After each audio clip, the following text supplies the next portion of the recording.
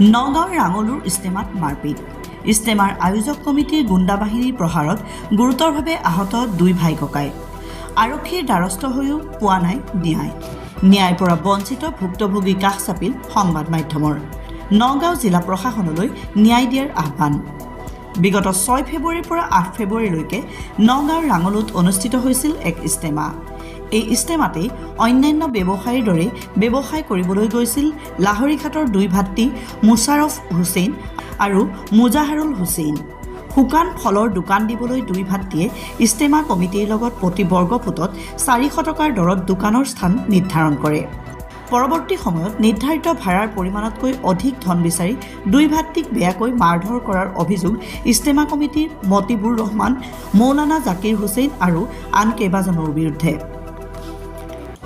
পৰৱৰ্তী সময়ত ৰাঙলু আৰক্ষী চকীত এই সন্দৰ্ভত এক এজাহাৰ দাখিল কৰে দুই ভুক্তভোগীয়ে। পিছে আৰক্ষীয়ে আজি পৰ্যন্ত কোনো ব্যৱস্থা গ্ৰহণ নকৰাৰ অভিযোগ তুলি মঙলবাৰে সংবাদ মাধ্যমৰ কাষ চাপিল দুই ভুক্তভোগী ভাতৃ। আনহাতে মুফতি আব্দুল কৰিম আৰু ইউছুফ আলীৰ উচতনিতে এই আক্ৰমণ সংঘটিত হোৱা বুলিও সংবাদ মাধ্যমৰ আগত অভিযোগ উত্থাপন কৰে মুছাৰফ আৰু মুজাহাৰুলে। প্ৰথম অৱস্থাত ৰাঙলু আৰক্ষীয়ে ব্যৱস্থা গ্ৰহণৰ আশ্বাস দিছিল যদিও ৰহস্যজনক কাৰণত আৰক্ষীয়ে ব্যৱস্থা গ্ৰহণৰ পৰা বিৰত থকাৰ লগতে ভুক্তভোগীকহে দাবী ধমকি দিয়াৰো অভিযোগ উঠিছে ৰাঙলু আৰক্ষীৰ বিষয়ে। আৰক্ষীৰ দ্বাৰস্থ হৈও সুফল নোপোৱা এই দুই ভাতৃয়ে এতিয়া নগাঁও জিলা প্ৰশাসনৰ হস্তক্ষেপ বিচাৰিছে এই বিষয়ত। নগাঁৱৰ পৰা বিভূতি বৰাৰ প্ৰতিবেদন, বটতবা লাইভ।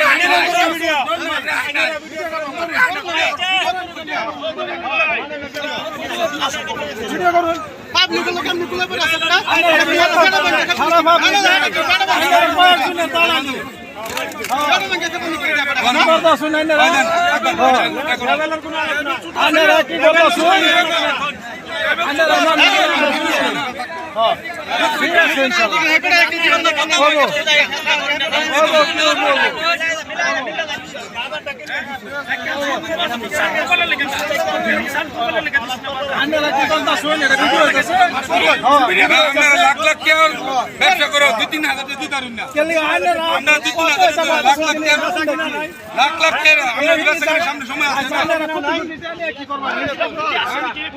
কোটি কোটি টাকা কোন বড় দিছে আমরা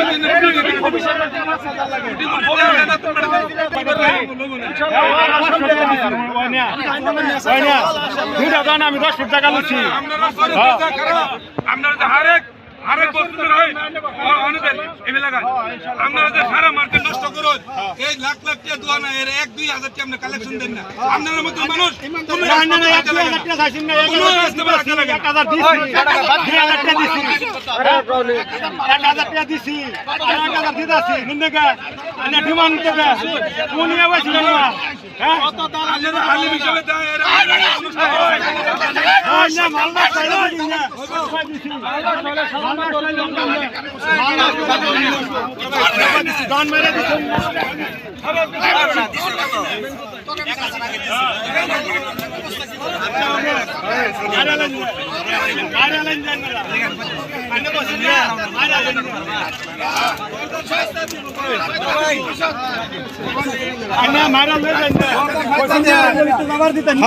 ঠিক আছে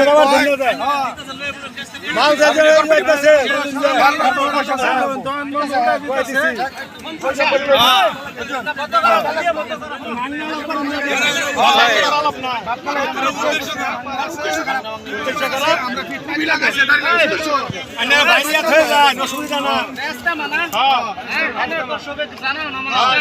পরিবেশটা নষ্ট করতে হিন্দুরা দেখে কি করবো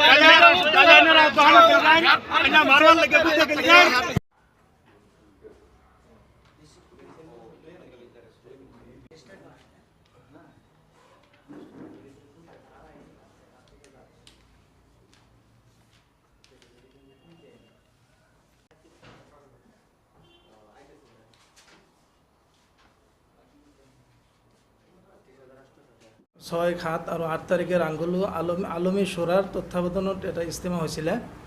তাত আমি দোকান লগাইছিলোঁ। 400 টকা ফুট হিচাপত বন্দোবস্ত কৰি আমি দোকান লগাইছিলোঁ।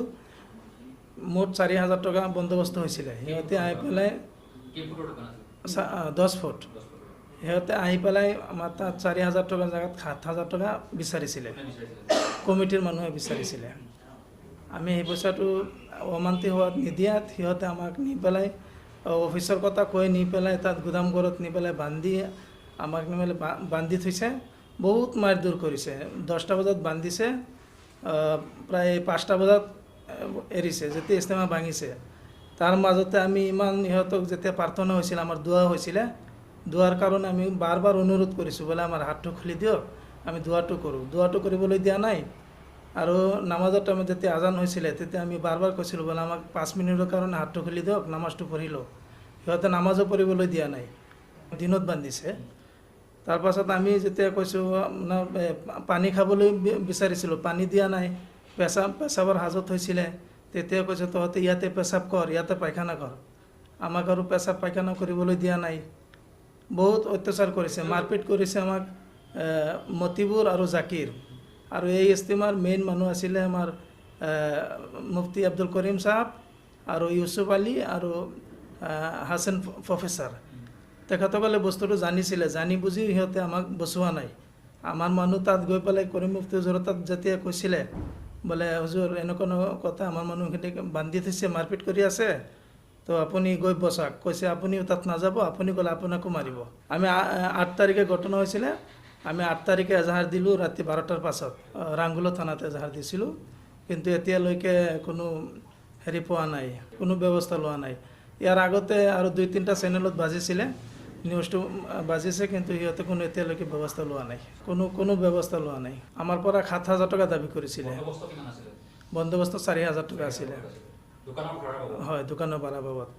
জাকিৰ হুছেইন, মতিবুৰ ৰহমান আৰু 2-3জনে মাৰিছিলে, কিন্তু সিহঁতৰ নামটো আমি নাজানো। এই 2জনৰ নামটো জানো, কিন্তু মাৰপিটটো কৰিছে আমাৰ মুফতি আব্দুল কৰিম চাহাব আৰু ইউছুফ মৌলানা আৰু হাছান প্ৰফেচাৰ। তেখেতসকলৰ মানে উচতনিত আমাক মাৰপিটটো কৰিলে। তেখেতৰ নামটো ফৰিদ উদ্দিন নে কিবা। তেখেতক কৈছে ঠিক আছে, আমি এইটো ন্যায় ব্যৱস্থা দিম, আপোনালোকক ন্যায় দিম। এইটো বহুত জঘন্য অন্যায় কৰিলে সিহঁতে, আপোনালোক নি পেলাই এনেকুৱা বান্ধি ৰাখি মাৰপিট কৰিলে, এইটো ব্যৱস্থা আমি কৰিম। তাৰপাছত ব্যৱস্থাটো হোৱা নাই, জানো কি কাৰণত হোৱা নাই, এইটো আমিতো ক'ব নোৱাৰোঁ। তো এতিয়ালৈকে আৰক্ষী কোনো ব্যৱস্থা গ্ৰহণ কৰা নাই।